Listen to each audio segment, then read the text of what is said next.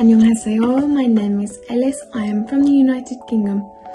I am very proud to say that my favourite subjects are geography, biology and Spanish. In this video, I want to talk about the biodiversity in the UK and the problems that we face with it. Because of the UK being made up of 4 different conjoined states, Northern Ireland, Scotland, England and Wales, we're basically designed to have a massive, vast range of diverse habitats for animals and plants to thrive in. However, the reports say that over 50% of the UK's native species are in rapid decline, and that's out of 70,000. So in coming years, we could lose over 50% of our entire biodiversity to extinction, which is not okay. Why, you may ask? Well, essentially, the whole problem with biodiversity loss in the UK is because of habitat loss. But this is because of the ongoing urbanisation that we face over here. We've constantly got more and more land, green land, changed into urban sprawls, which is not good for biodiversity at all. And our governments don't necessarily make up for any of the biodiversity loss, they just keep on building and building and building. But I believe that the fix to this isn't so out of reach, and in the future, if I can do anything personally, then I will. I will try and change things and make sure that there is a kind of backup for these animals that are going to be displaced by urban sprawl. Nevertheless, continuing on, what I've been waiting to talk about are 3 specific endangered animals here in the UK, which are very critically endangered at the moment, and it is important that we bring attention to it. First one being the red squirrel, second one being the hedgehog, common hedgehog, and the third one being Scottish wildcats, which many people haven't heard of. So the first animal I'd like to talk about, the Sciurus vulgaris, I'm going to put it on the screen here, is the red squirrel, and it's native to Europe and Asia, although what's interesting is it's actually not very endangered in other parts of the world, it's only really here. But why is that?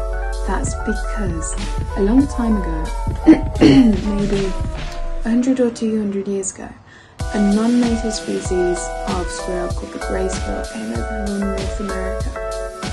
Now, this grey squirrel is larger, it's stronger, and it carries a disease called the parapoxvirus. This disease, well, the red squirrels are very susceptible to this parapoxvirus, and that means that we're these grey squirrels, which can easily outcompete red squirrels anyway, they just give the red squirrels the virus, and then they cannot carry on competing with it. They also, well, the grey squirrels, they also happen to strip bark off of our native trees, which makes them very susceptible to disease and their overall a negative impact on the environment. Alright, so the next animal that I want to talk about is the common hedgehog that we have here. It's called, well, its Latin name is the Erinaceus europaeus, and it's a garden dweller. Most people call it the gardener's best friend because it eats slugs and beetles and snails, which really helps our gardens here.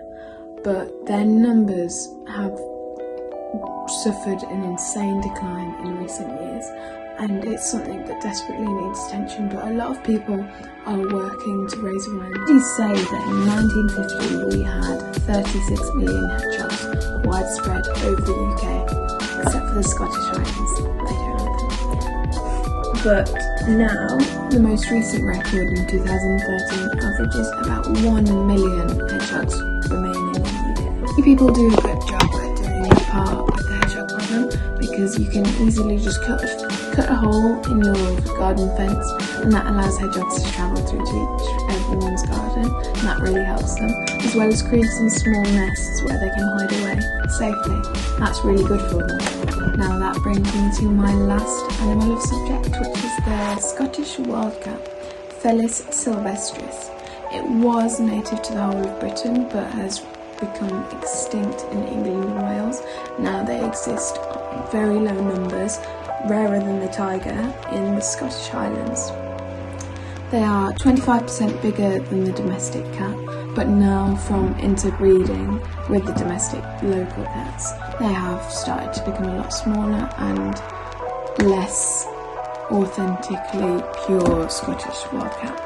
Though the levels of the Scottish wildcat are so low, the Scottish Wildcat Conservation Action Plan is doing a very good job to successfully conserve these animals.